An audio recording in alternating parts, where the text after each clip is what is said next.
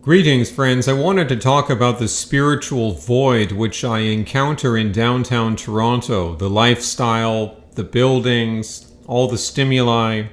But I decided I should focus mostly on postmodern architecture and why there is this lack of spirit, this emptiness, this lack of awareness in God, which at least I see in postmodern architecture.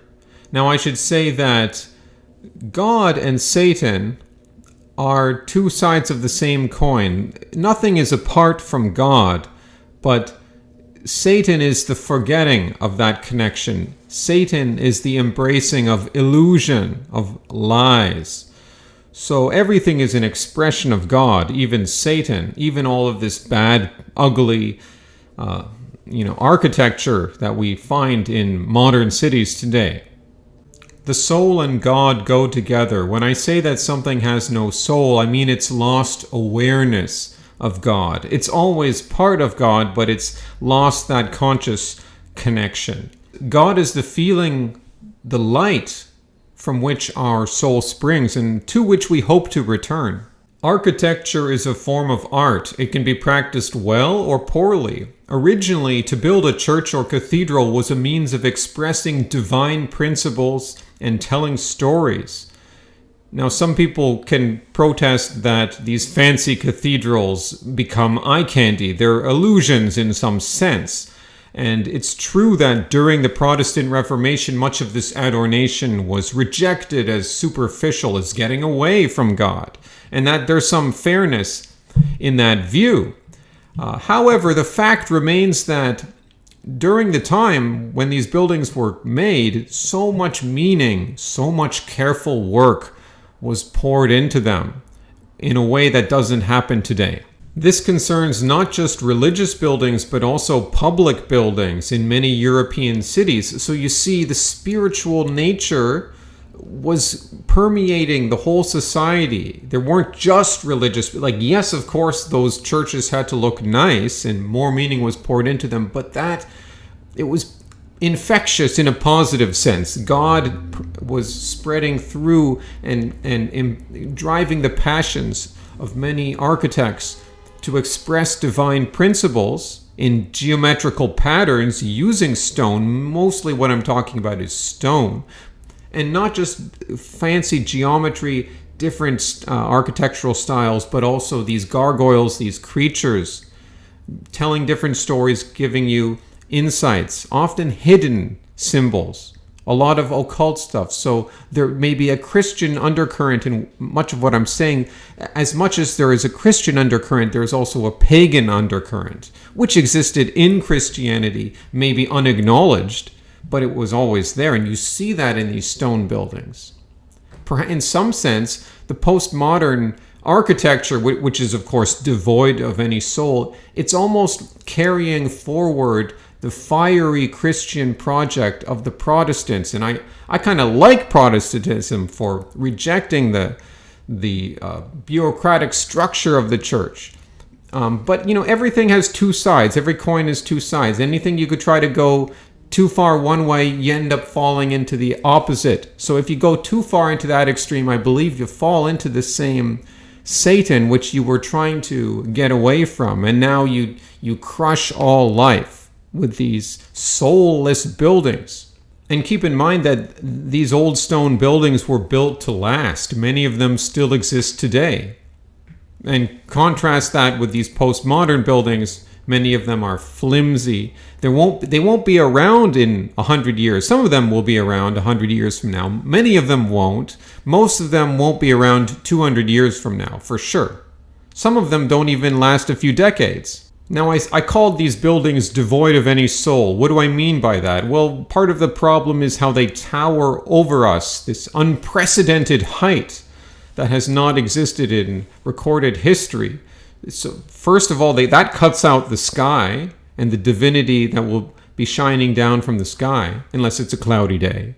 But part of that monstrous height is telling us that we are insignificant, and the building itself becomes a sort of fortress an impregnable fortress. Of course, it's not really a fortress. It's superficial. Like I said, it won't be around. That's the contradiction of these buildings. They exist in illusion, just like a corporation in some sense is an illusion. A corporation claims to be a legal person and can be treated as a legal person when no physical person can actually be presented in court to sit in a chair and present there or be there for a hearing. That's a certain illusion in corporations, and that illusion is carried forward into the superficial structure of the postmodern office building, towering over the ant-like humans who are cast in its shadow, who are cut off from the sky. What are the materials? The materials are generally concrete and glass, unlike the stone carved buildings where much care was taken to make them. These buildings are very plain. So the other thing is that you're not really going to look beyond the third floor anyways. When these buildings are right across the street from you, or you're literally a few feet from them, how can you even crane your neck to appreciate what is above you? So some postmodern architects, they do place fancy details near the street level. They're not so nice anyways. They try to make that token effort, but it doesn't obscure the fact that generally the building looks like a piece of computer hardware. It looks like a USB stick in some sense. I have a deep suspicion that the concrete and the glass, which make up most of the facades of these buildings, was chosen for specific perverse reasons, to lower our consciousness, to keep us numb, to keep us distracted. So the gray plays the role of absorbing colors, absorbing other colors, making it bland, making it ugly, to be blunt. But you could say, well, those old stone buildings, those are gray too. Actually, stones come in many different colors. But it's not just a matter of color, because yes, some old gray stone buildings are much more infused with this connection to the divine, clearly. Those buildings, yes, they may be gray stone, but there are many more wavelengths than just the visible light, which is just a very small amount of the color spectrum. So there's all sorts of other wavelengths that are part of the universe, that are part of God. And I believe that we become less aware of them when we're confronted with a giant amount of concrete visibly in our face, the same way that asphalt or pavement or concrete on the street, that cuts off natural energies, just like it causes the asphalt to overheat when it's in the sun, and it can't breathe. So the asphalt can't let it, that all the water must be driven off of the asphalt. So the water drainage becomes more irregular, and then it absorbs all that heat. So that's a very visible scientific observation, if you're looking for specific examples. Stone is more alive than concrete.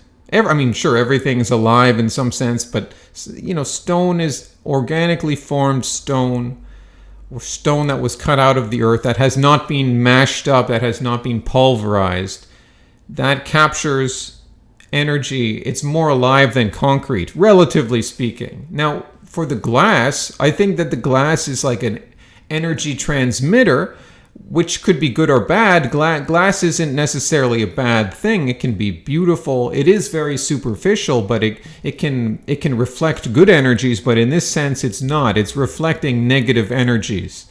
I don't want to get too far out, but it's just interesting to consider, could there be some transmitter somewhere? Like, are we thinking of a physical place? Are we thinking of just a dimension? Are we thinking of just the negativity, just the bad feelings, the ill will among humans? It doesn't really matter. But if you wanted to pick a physical place, people like David Icke, and he has some pretty far out ideas. He's talking about Saturn. He's talking about the moon acting as a sort of matrix. There's a hexagon on Saturn's north pole. Funny how the north hemisphere of Earth, and this is my own observation, but based on him pointing out Saturn, and many people have pointed out the hexagon on Saturn, but interesting how it's on the north hemisphere. The north hemisphere of Earth has typically dominated the southern hemisphere. Great Pyramid was built in the northern hemisphere. But is that hexagonal cube-like controlling, because the hexagon is a flattened cube, is that being transmitted from Saturn? Kind of a wacky idea, but it doesn't really matter. The point is that the glass is a transmitter. I do believe it's a little too reflective. It keeps our minds numb, just like the way the concrete is an energy blocker, blocking out the good energies. The glass, in this sense, is serving to transmit distracting energies, numbing energies. It all keeps our consciousness very low. Just like, think of a temple. If you spent time in a temple, maybe not all temples, but certain temples, the way they're designed also in specific ways to raise your consciousness. The downtown core is designed, and I can't say there's a specific plan. A lot of these cities have grown over time, but if you want to take the conspiracy view, then you could say it's designed to keep your consciousness numb. Like their giant, flimsy buildings, corporations today have overinflated aspirations to power. And this is not a critique of capitalism. I actually think capitalism is inherently spiritual because it seeks freedom for the most number of humans possible. Reading Adam Smith's Wealth of Nations was like reading a spiritual book. At least that's how it was for me. It's an incredibly merciful book in that you see things from the perspective of all humans involved in society, well, at least all the men.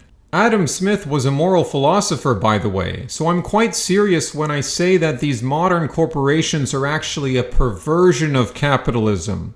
They seek to keep humans down rather than help uplift them. Postmodern architecture didn't really take off until after the Second World War. So Toronto existed during the 19th century when things were very different, when architects could still be motivated to produce something deeply meaningful, if not spiritual. And a good example would be University College, completed in 1853 and is now in the center of the campus of the University of Toronto. It's a stone building constructed in Norman Romanesque Revival style, with some Italian and Byzantine palazzo features. It's a real mix, but a good blend, a blend which works, which blends many different energies. There are many different carvings there. It's incredibly complex and mysterious. There's also Old City Hall, completed during the 1890s in Romanesque Revival style of brown and reddish brown sandstone. It has it has many gargoyles, but especially on its clock tower. It is a powerful example of symmetry, except for the clock tower is technically asymmetrical to be at the front of a street to have a good look down the street. But it's otherwise an amazing balancing act that they've put on there. You would not see anything like that today. Unfortunately, despite the presence of some really beautiful buildings, being downtown compels you to keep moving. The streets are narrow, they're busy, they're loud. Try stopping on a downtown street and just looking around. I wager most people would feel compelled to keep moving before 20 seconds has passed. It's like an invisible hand is urging you on, pushing, giving you a little shove to keep you moving. Not the invisible hand that Adam Smith talked about, something much darker. And this goes to the general distraction, the state of consciousness of being downtown. We're on our smartphones, we're constantly stimulated, we're constantly going from point A to point B. In fact, the whole environment downtown is functional. Everything has a clear purpose. There's no open space. There's no room for mystery. There's no purpose for staring at anything. Why would you do that? Keep on moving. Keep on going around in a circle. So there's this distracting energy that the food downtown is fried food or caffeinated, or you're drinking alcohol. You're keeping your mind numb. You can't get a healthy meal in a restaurant in this city. It's basically impossible to do it on the go. You'd have to do a lot of research. The basic idea is isolation. You're isolated in your bubble. We're so interconnected, but we're so isolated. We're plugged into the matrix. Personally, I find downtown boring and demoralizing. I've lived downtown in the past, and I would never do so again in the future. I actually live between the suburbs and the downtown. Now, the suburbs are spiritually empty too, maybe in a different way, maybe not to the same degree, but that's a topic for another video. I also did grow up in the suburbs. Now, I know this is kind of negative, what I've been talking about, but the positive thing is that you don't have to choose this lifestyle. You don't have to plug yourself into that frequency. Don't choose a certain lifestyle just because other people tell you to do it, just because you think it'll make you happy. Think about how it feels. Do you really want to be in this sort of place? We can also take heart knowing that for most of history, humans lived a connection to God. They understood it intellectually, but they lived it. They made their world reflect that awareness. And that's something we can always return to. Hasta luego, amigos.